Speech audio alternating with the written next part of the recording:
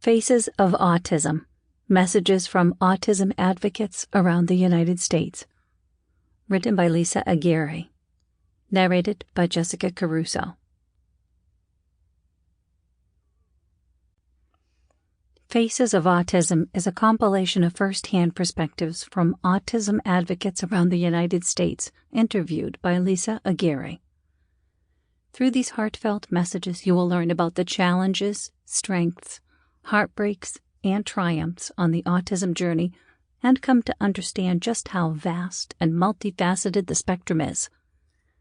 The ebook version of Faces of Autism was published as a special edition by Autism Parenting Magazine.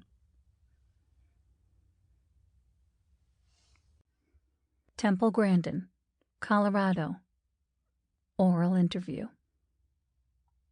My parents noticed something was different about me very early on, but I was not diagnosed with autism. You need to remember the generation I am from. I was born in the 1940s, and back then, doctors thought that all issues were emotional. When I was young, we were taught over and over the various social rules in a very structured way. For example, taking turns. I had to learn over time that I needed to allow others to have their turn during games, that it couldn't always be my turn.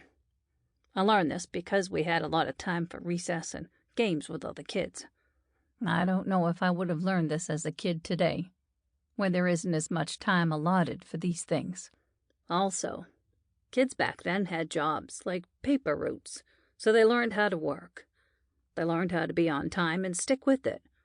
This combination of learning social rules and learning how to work a job at an early age provided what was necessary to get more jobs as they grew older and to keep the jobs. Kids are no longer taught those social rules in such a structured way, and they do not work outside the home as much as in my day. So I worry that kids like me won't learn the necessary skills to be in the workforce.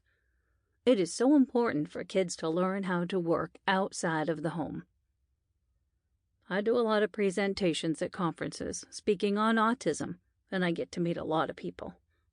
Grandparents will come up to me and tell me they first learned they were on the autism spectrum when their grandkids got diagnosed. It is interesting that these grandparents were able to find jobs from a young age because back then, social rules were taught in a more structured way, and kids had jobs outside of the home. I have often seen it whether grandparents working in engineering, accounting, or even customer service for a technical product. They were recognized in those fields for their ability to memorize all of the different products. Sample complete. Ready to continue?